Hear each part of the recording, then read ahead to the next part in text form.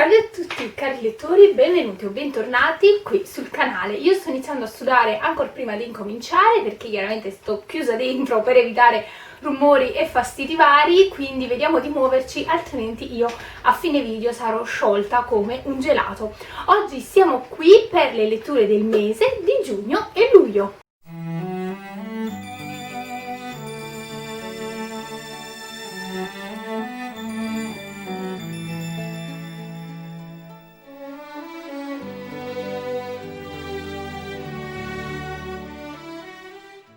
Allora, prima di incominciare e di scoprire, credo, 7 libri, mi pare di aver letto, non sono bravissima in matematica, ma credo che siamo comunque su cifre importanti,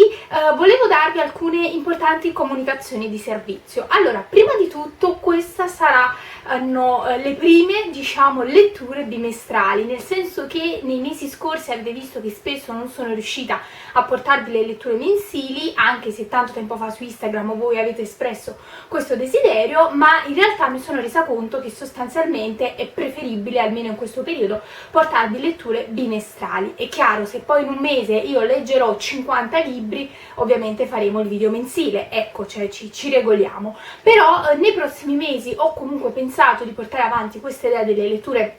bimestrali, semplicemente perché in questo modo posso recuperare un paio di domeniche per portarvi dei nuovi video. E infatti la settimana prossima credo che ci sarà il video dedicato a una nuova rubrica, ovvero la rubrica dei viaggi attraverso i libri, per cui se siete curiosi, insomma, iscrivetevi al canale e soprattutto attivate la campanella così da ricevere tutte le notifiche. Detto questo, inoltre vi ricordo che il 5 agosto è il secondo anno di vita, diciamo, di questo canale. L'anno scorso abbiamo fatto una diretta, vi ho lasciato su Instagram un sondaggio circa se aveste preferito una nuova diretta o un video domande e risposte, e nei prossimi giorni vi terrò aggiornati per sapere se il 5 agosto, insomma, faremo la diretta come l'anno scorso oppure questo video. Per cui, se sarà il video domande e risposte, vi lascerò poi su Instagram e su Facebook, ma in realtà potete anche scrivermi via email, insomma, tutte le domande e le curiosità su di me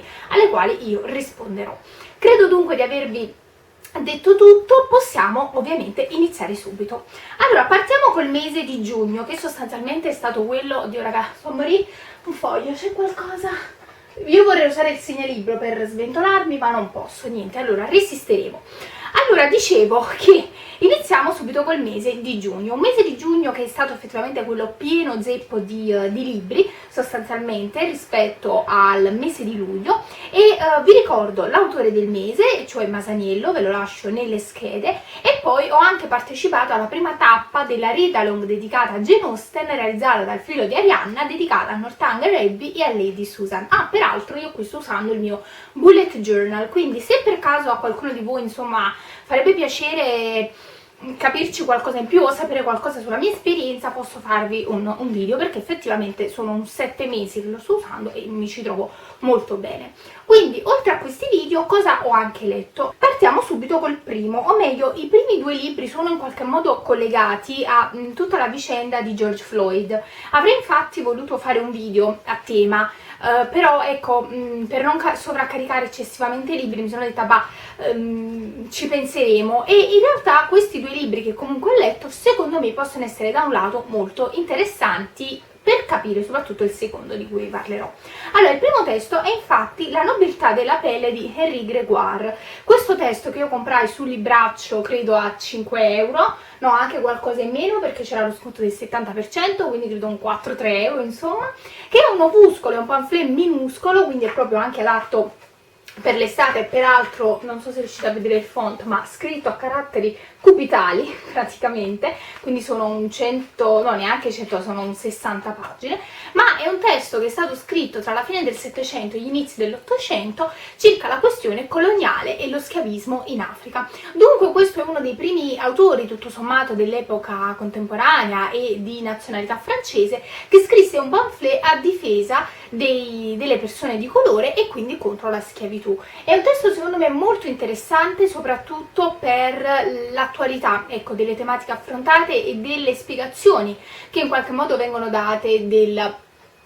del fenomeno dello schiavismo. In particolar modo questo libro mi ha colpito perché, come sappiamo, c'è sempre stata quest'idea di ritenere che in base al colore della pelle ci siano persone più nobili di altre, o anche in base al colore, no? Del sangue, il famoso sangue blu. In realtà questo libro vi fa capire in modo molto chiaro come poi sostanzialmente siamo noi umani a creare queste differenze, queste discriminazioni. Sembra banale dirlo, lo so, perché nel 2020 c'è chi può dirmi sì, ma è chiaro, si sa. In realtà no, perché se ci sono ancora fenomeni di razzismo e di discriminazione in tutto il mondo, significa che forse questa ovvietà in realtà non esiste o non è stata del tutto incamerata dalle persone. Quindi vi voglio leggere un attimo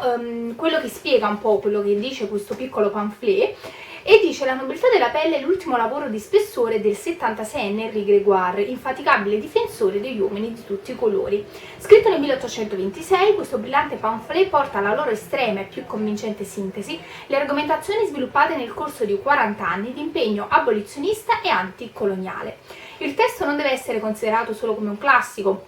del pensiero abolizionista animato da una veemente intenzione morale. Esso rappresenta infatti uno dei primi tentativi di fornire una complessa analisi sociologica e politica del razzismo.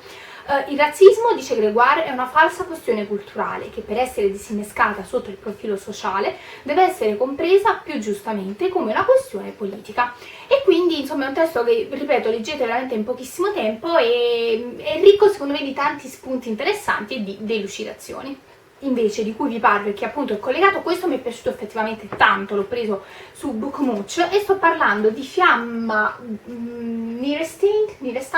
il razzista democratico. Il razzista è sempre l'altro, ma se fossi razzista anch'io, in questa edizione super vintage dell'Arnoldo Mondadori editore, ripeto, preso su Bookmooch, non so se sia trovabile ancora online su qualche sito, ma magari vi consiglio di fare un tentativo. Questo è stato veramente un libro straordinario, perché è un libro che è stato scritto, se ricordo bene, negli anni 90, probabilmente, vediamo, la prima edizione è del 1990, un po' azzeccato l'anno, ma io quando l'ho letto l'ho trovato di un'attualità straordinaria, nel bene o nel male. L'autrice è una donna di origine ebraica che quindi racconta anche attraverso la sua esperienza quello che era un po' il mondo degli anni 90, post Shoah, post Olocausto, post anche poi ovviamente i moti del 68, quindi un mondo dove sostanzialmente c'era molta fiducia nel progresso e anche nella convinzione che tutto ciò che era accaduto con l'Olocausto non sarebbe accaduto mai più. In realtà lei, attraverso delle domande veramente molto puntuali, molto precise, riflette su un tema, ovvero il fatto che il razzismo è un fattore culturale, come dice anche Grégoire ovviamente, ma non è unicamente un evento palese. Forse la Shoah rappresenta, ecco, la sua manifestazione più palese, ma da un lato, secondo questa autrice, il razzismo ancora più pericoloso è quello subdolo, è quello psicologico, quello nascosto anche in semplici e banali gesti che tutti noi facciamo ogni giorno. Pensate semplicemente a un fatto, lei racconta per esempio, e io qui l'ho trovato attuale, quando siete per strada, magari camminate, avete con voi una borsa, vedete delle persone dai tratti non europei, se così volessimo dire, quindi che possano essere chiaramente africane o anche dell'est, insomma dell'Asia, automaticamente farete il gesto magari di tenervi più stretta la borsetta oppure di camminare più velocemente per superare il pericolo. Ecco, questo è uno dei tanti gesti che noi ormai abbiamo incamerato in qualche modo nella nostra cultura, e quello che, per quanto errato, e quello che mi ha colpito soprattutto di questo testo è il fatto che qui si parla dei primi avventi della Lega, e pensare che a distanza di molti anni oggi moltissime persone siano in qualche modo intenzionate, credo, non so, a votare la Lega, o comunque Matteo Salvini abbia tutto il seguito che già conosciamo, mi ha fatto riflettere ancora una volta su quanto effettivamente il razzismo possano essere tante parole, tanti gesti, ecco, ripeto, involontari, che però in qualche modo noi abbiamo pensato che siano normali, ecco, nella nostra società. E lei quindi riflette ovviamente tutta questa vicenda anche dal suo punto di vista, cioè anche comunque come donna ebrea e non solo, e spiega, fa veramente delle panoramiche straordinarie. Anche qui vi voglio leggere quello che dice la quarta di copertina, perché credo che sia particolarmente emblematico. Sono due libri, sia questo sia quello di Grégoire, da leggere insieme, ma da leggere in, come dire, con l'effetto sorpresa, ecco. Però vi voglio leggere. Qui dice: il razzista democratico, perché quello è quell'aspetto interessante, cioè che il razzista non è solo quello del regime totalitario, ma può anche essere una persona apparentemente democratica, Nuovo individuo sociale protagonista di questo libro e secondo la corrente concezione del razzismo un animale impossibile, una contraddizione in termini. Il razzista è intollerante, nemico delle novità, ignorante, psicologicamente insicuro, autoritario. È l'antidemocratico per eccellenza, così come il democratico è per definizione antirazzista. Non solo, il razzismo è una malattia arcaica come la lepre e il colera, che si sviluppa in assenza di condizioni sociopolitiche igieniche e può essere sconfitta da un vaccino specifico e potente, la democrazia. Se questa visione classica è ancora valida, come spiegare dunque la rinascita del razzismo nelle neonate democrazie dell'Est, in Francia e in Germania? E in Italia il crescente disagio nei confronti degli immigrati di colori e l'affermazione a sorpresa della Lega Lombarda? Fiamma Nirenstein ha intrapreso un viaggio senza preconcetti nella storia e nella cronaca del razzismo dell'Italia, scoprendo anche grazie ai più recenti modelli di analisi culturale e comportamentale un razzismo nuovo, più inquietante e difficile da isolare. Il razzista democratico che si delinea in queste pagine non è un alieno, ma un individuo che ha molti punti di contatto con ciascuno di noi. Continuo ancora, ma ovviamente vi lascio l'effetto sorpresa. Quindi posso dirvi che questo secondo me è un libro veramente da leggere, soprattutto in questo periodo, soprattutto diciamo in questi momenti in cui noi abbiamo vissuto tutta la vicenda di George Floyd, che mi ha particolarmente sconvolto, soprattutto per l'atrocità delle immagini. Credo veramente che siano state le immagini che fino adesso, o comunque da che io ho memoria, mi abbiano veramente sconvolto più di tutte, soprattutto perché poi abbiamo visto ripetutamente e ripetute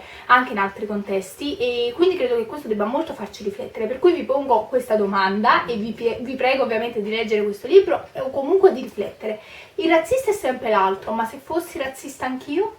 Letti questi due testi che mi hanno lasciato molto colpita, passiamo a un testo in formato, due testi in realtà in formato elettronico. Allora, il primo è Titanic, una storia che non dimenticherete di Massimo Polidoro. Sia questo che altri libri in formato elettronico di cui vi parlerò fra poco sono libri che ho scoperto tramite il Kindle Unlimited, di cui vi parlerò credo a fine mese nel video in cui discuteremo anche della famosa legge al 5%. In particolar modo ho preso questo testo perché mi pare che o mi fosse uscito nei suggerimenti o era scontato, quindi poi io amo la storia del Titanic, mi ha sempre affascinato, per cui ho detto va, proviamo. Massimo Polidoro, magari qualcuno di voi lo conoscerà perché l'avrà sicuramente visto al Super Quark, ed è stato un testo veramente straordinario. Il titolo dice appunto un viaggio che non dimenticherete, e io posso dire che veramente è un libro che non dimenticate, che leggete tutto d'un fiato, che vi lascia delle emozioni straordinarie. Massimo Polidoro infatti cosa decide di fare? Decide di parlare di tutta la vicenda del Titanic non da un punto di vista diciamo di saggio o da un punto di vista scientifico, ecco, se così volessimo dire, ma prende a prestito le vite di alcuni personaggi sopravvissuti o meno alla vicenda del Titanic, più o meno noti, e ce li racconta. Quindi voi avete questi capitoli in cui nel primo capitolo magari vi viene descritto il momento in cui si entra nel Titanic, le emozioni delle varie persone, sembra proprio un romanzo, ecco. Io in realtà ho anche avuto tantissimo la sensazione del film di James Cameron, perché c'è mi pare proprio un capitolo dove si entra nel famoso salone, c'è anche chiaramente la descrizione, e se non erro quella è una veramente delle primissime scene del Titanic quando sono saliti a bordo, quindi del cameriere in livrea che apre la porta e si entra in quel salotto, o mi pare era la sala dei banchetti. Quindi da un lato avrete veramente la sensazione di leggere un romanzo, ma allo stesso tempo ci sono invece altri capitoli che provano ad analizzare perché sia accaduta la tragedia del Titanic, se si poteva evitare, quali errori sono stati fatti. Racconta però chiaramente anche la storia prima del Titanic in sé per sé, quindi chiaramente tutta la storia della costruzione di questa nave che era appunto ritenuta l'inaffondabile, ma anche il post, cioè tutto in realtà parte dalla scoperta che fu fatta negli anni credo 80 e 90, ma il progetto era ancora precedente, di riportare in vita prima di tutto di trovare il relitto della nave, se ancora era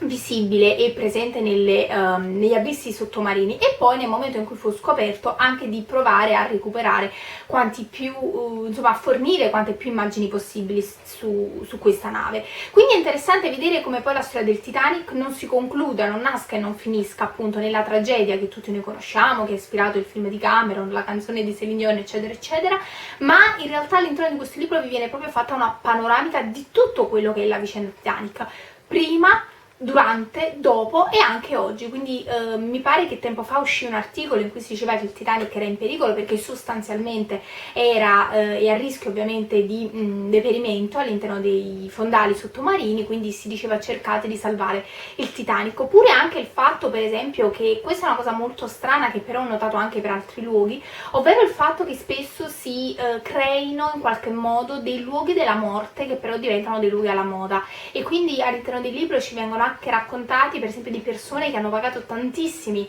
dollari, ma tantissimi per andare lì e vedere questo cimitero, vedere gli oggetti, anche diciamo ecco con un gusto del macabro molto discutibile. Quindi se vi piace la storia del Titanic vi consiglio di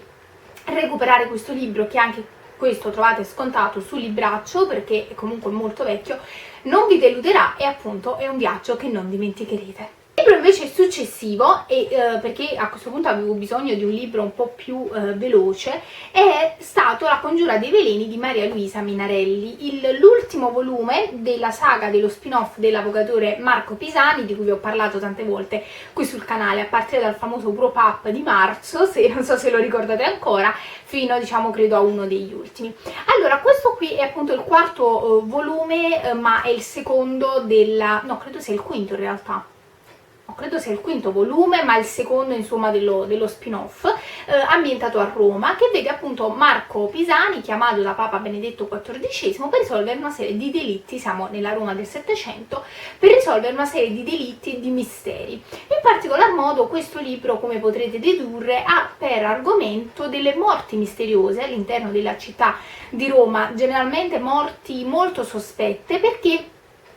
colpisce persone un po' di tutte le età, generalmente però persone nobili, e tutte che muoiono in circostanze misteriose, veloci, improvvise, cioè appunto tramite tutta una serie di veleni che vengono smerciati nella città. Quindi Marco incomincia ovviamente a indagare, scoprirà chiaramente i colpevoli, e accanto a questo però c'è anche un'altra storia che corre parallela, ovvero quella di alcuni bambini che venivano abbandonati negli orfanotrofi del tempo ma che sparivano improvvisamente, quindi arrivavano nell'orfanotrofio e all'improvviso i medici e le suore che si occupavano di questi bambini non li trovavano. Oddio, io so... ok, il cervello mi sta andando in fumo. Non li trovavano più, quindi devono risolvere tutte e due queste vicende. E devo dire però la verità che prima di fare questa recensione sono andata a leggermi anche le recensioni su Amazon e ho scoperto che il mio parere è alquanto condiviso dai lettori. Effettivamente, rispetto a tutti gli altri testi di Maria Luisa Minarelli ambientati nel contesto di Venezia e di Roma, quindi questi gialli storici, questo secondo me è quello, non dico scadente, ma meno riuscito. Da un lato perché per quanto riguarda l'aspetto di dialoghi, che avevo trovato molto belli, molto intriganti negli altri volumi, qui mi sono sembrati i dialoghi di un copione, ecco, battute messe lì, molto brevi, essenziali, personaggi poco caratterizzati, se non addirittura per niente caratterizzati, quindi quasi un po' fuori dal contesto, ecco, e soprattutto il colpevole di tutto questo intrigo, diciamo che rispetterebbe il canone dell'insospettabile, ma proprio perché è così insospettabile, io avrei gradito, ecco, comunque all'interno del libro trovare qualche indizio che mi permettesse di, non so, almeno di farmi un'idea, oppure di dire ma forse potrebbe essere questa persona oppure quest'altra persona. In realtà no, è proprio l'insospettabile, e anche il modo in cui si scopre il colpevole è veramente improvviso, messo un po' lì. Ecco, dico la verità, quando io sono arrivata a quel momento mi sono detta ah, quindi è questo il colpevole. Ah, bene, ma non me ne sono accorta. Cioè, ho notato, insomma, questo testo un po' vuoto, non strutturato in modo così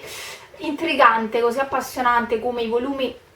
precedenti, e appunto ho visto che in realtà il parere è poi condiviso anche da altre persone su Amazon. Credo che probabilmente poi ci sarà tutta la serie dedicata a Roma, questo non lo so, bisognerebbe chiedere all'autrice, però per adesso diciamo siamo tutti molto d'accordo sul fatto che comunque l'ambientazione veneziana è decisamente, come dire,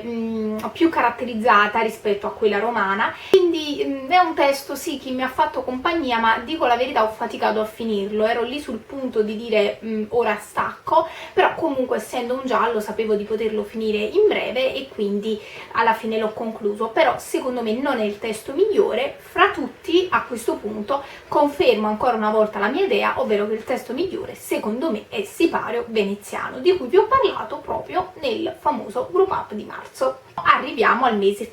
di luglio. Avete già visto il video dell'autore del mese, quindi se non l'avete ancora fatto ve lo lascio ovviamente nelle schede. Non ho partecipato alla read along di Arianna perché in questo mese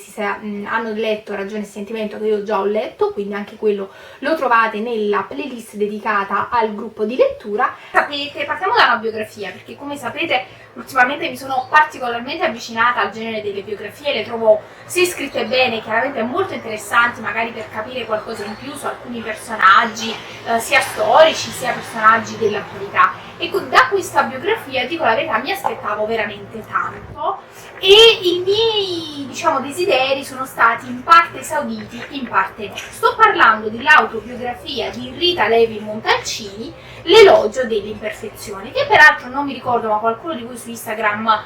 mi aveva scritto di Rita Levi Montalcini in questo periodo, ma vabbè, non ricordo il perché né il come.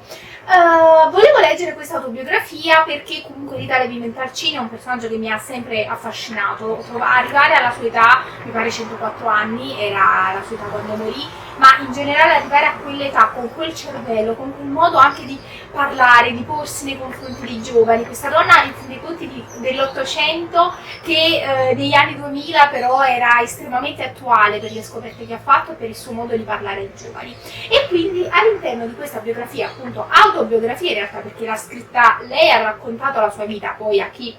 l'ha scritta, lei parla un po' dell'imperfezione e questa è una cosa che mi ha lasciato veramente sorpresa, cioè scoprire che Rita Levi Montalcini era la donna più insicura di questo mondo, ed è una cosa che non me l'aspettavo perché comunque ho sempre avuto l'idea di queste donne scienziate comunque coraggiose. Lei era sempre molto convinta delle sue scoperte scientifiche, questo sì, racconta infatti un episodio in cui uno degli uomini che in qualche modo hanno fatto parte della sua vita da un punto di vista professionale non credeva alla sua scoperta, a distanza di anni disse avevi ragione, perché lei poi imperterrita è andata avanti. Però scoprire una donna insicura da un punto di vista familiare e anche personale, ecco, mi ha lasciato veramente sorpresa. È un testo anche questo che scivola via come se fosse un romanzo, e nella lettura io ho proprio percepito Rita Levi Montalcini, quello stile, quel modo di parlare, di raccontare di sé. Ho trovato comunque molto interessante la parte familiare, quindi che poi credo sia quella che un po' mi attira in tutte le biografie, cioè scoprire gli anni precedenti a quando quella persona è diventata in qualche modo celebre e famosa per tutti noi. Quello che però mi ha un po' deluso, dico la verità, di questa biografia è il fatto che non c'è nessuna menzione al premio Nobel che lei ha vinto. Ci sono tante pagine dedicate agli studi, quindi magari se non siete medici a un certo punto potreste trovarle un po' lente, per quanto spiegate bene, però un po' noiose, ecco. Mi sarei aspettata qualche menzione al premio Nobel, chiaramente, e in realtà questa menzione non c'era. Sono rimasta un po' delusa perché in un'intervista che magari vi lascio giù, lei racconta che quando è andata a Stoccolma a prendere il premio Nobel non era per nulla emozionata, e questo anche qui mi ha lasciato sconvolta. Per lei sì, è stato appunto un premio per la sua scoperta, per la sua e quella di un collega perché era stata fatta insieme, ma lei non era emozionata. Ecco, io invece a volte mi immagino questa gente che va a prendere il Nobel super emozionata, io lo sarei, però ecco, anche questo è un aspetto della sua personalità che mi ha molto colpito, quindi mi è dispiaciuto all'interno di questo testo non trovare quell'aspetto, ecco,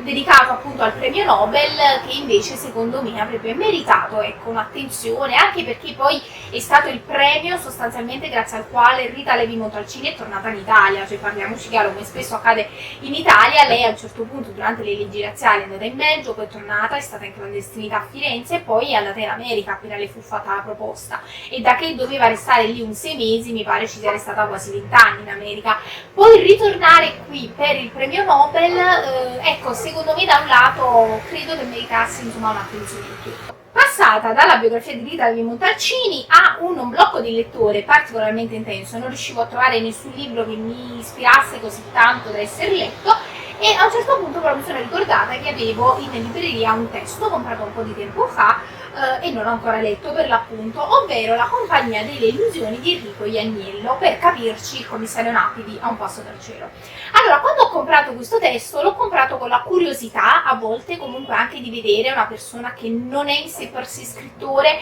come scrive, ma in realtà ho scoperto questo, cioè che chi fa l'attore secondo me implicitamente è anche un po' scrittore,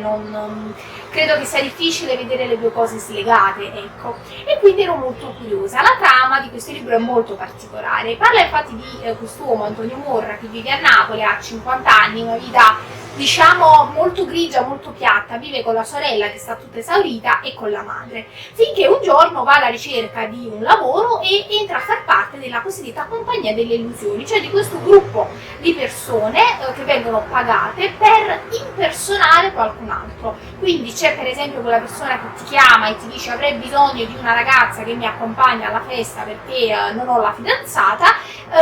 la ragazza che è un'attrice viene pagata e conosce tutta la tua vita e quindi ci si mette anche d'accordo e ti aiuta, chiaramente con tutti gli equivoci che possono nascere. Ed è un libro, dico la verità, che mi ha colpito tantissimo, è stata veramente una sorpresa incredibile, soprattutto perché era un testo forse da un lato, come spesso accade, del quale non avevo molte pretese e forse non aspettarmi tantissimo ha fatto sì che poi io apprezzassi veramente ogni singola pagina. L'ho divorato in una giornata e mezza più o meno, ma è stato qualcosa di straordinario, soprattutto perché il tema del doppio, della maschera, del voler essere qualcun altro è poi strettamente connesso a tutta una serie di vicende più o meno comiche che fanno parte di questo libro. Ci sono peraltro delle parti con dei colpi di scena, devo dire la verità, calzanti, cioè non quei colpi di scena messi lì giusto per far andare avanti il lettore, ma veramente pieni di significato. Ecco, letti poi alla luce di tutto il libro vi rendete conto che quel colpo di scena aveva il suo perché, ecco, non era stato messo lì giusto per. E quindi questo è un testo che io consiglio veramente a tutti voi, perfetto per l'estate anche per i colori, ma perché in qualche modo ci fa riflettere sul fatto che a volte noi vogliamo magari avere delle vite non diverse da quelle che viviamo, e forse da questo punto di vista i social, il mettere le foto sui social, alcune foto fatte in un certo modo con tutti i filtri eccetera eccetera, forse ci donano quell'illusione di avere una vita diversa da quella che abbiamo e che forse non ci piace, ecco. Quindi questo testo, al di là della storia che vi fa veramente divertire, credo che però vi faccia anche tanto riflettere. Io ho riflettuto molto durante la lettura di questo libro, anche perché ci sono delle parti in qualche modo a carattere più filosofico e soprattutto molto interessante perché ci sono tantissime frasi in napoletano, quindi se in qualche modo io proprio ho avuto anche quella sensazione di ascoltare la voce di Enrico Jagnello e un po' mi sono immaginata anche A un passo dal cielo, cioè ho immaginato alcune scene insomma del film, della serie, e ho immaginato un po' il commissario Nappi, ecco, nel modo anche di porsi. Quindi se avete visto la serie TV secondo me può essere ulteriormente interessante, ecco, provare a scoprire uno dei personaggi che comunque è emblematico di quella serie da un altro punto di vista. Peraltro questo è il secondo libro che ha scritto, quindi prima o poi recupererò il primo, ha anche vinto credo il premio Campiello, quindi voglio dire tanto di cappello, per cui insomma è un testo veramente che vi consiglio e che non vi deluderà. Fine, l'ultimo libro invece l'ho lasciato per ultimo perché appunto è in formato elettronico e il testo, anche questo l'ho preso tramite Kindle Unlimited, il titolo è Affresco veneziano, credo di Francesco Grimandi, non sono sicura perché ho solo scritto F. e il cognome, però vi lascio la copertina al lato. Allora,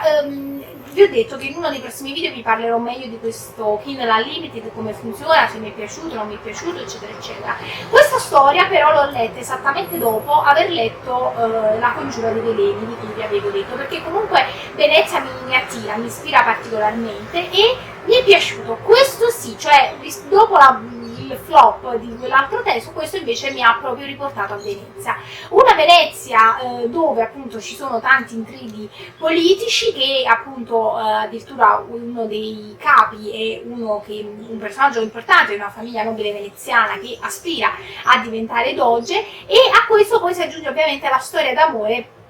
tra i due protagonisti. È un romanzo che, devo dire la verità, anche se si basa un po' sullo stilema classico, diciamo, ecco, della storia d'amore contrastata, in realtà però mi è piaciuto molto, non l'ho trovato banale, l'ho trovato scritto bene e comunque con una trama vincente anche per quanto riguarda la caratterizzazione dei personaggi. In particolar modo mi ha ricordato, perché alcune scene effettivamente non so se siano state fonte di ispirazione, se sia stato il caso, ma mi ha molto ricordato Gli occhi di Venezia di Alessandro Barbero, di cui già vi ho parlato altre volte, e se riesco a trovare un video ve lo lascio nelle schede, perché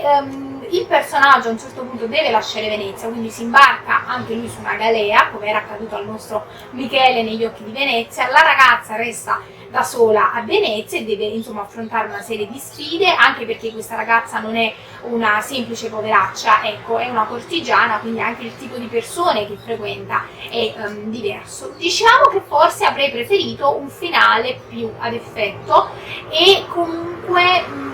è come se l'aspetto della congiura, che dovrebbe stare alla base del libro, lo trovo un po' debole, cioè è una congiura che poi sostanzialmente non si concretizza, però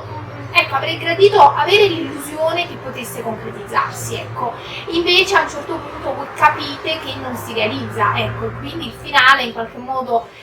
va bene, calzante, ma vi lascia un po' con l'amaro in bocca, quindi da questo punto di vista avrei preferito che la storia fosse un po' più lunga, perché intanto voi qui sentirete i rumori, ma vabbè. Dicevo, avrei preferito da un certo punto di vista una storia un po' più diluita nel tempo, ecco. I primi capitoli li ho trovati molto lenti, però avvincenti, ecco, lenti nel senso di vi dà modo di assaporare ogni istante, e poi questo finale troppo veloce, troppo improvviso,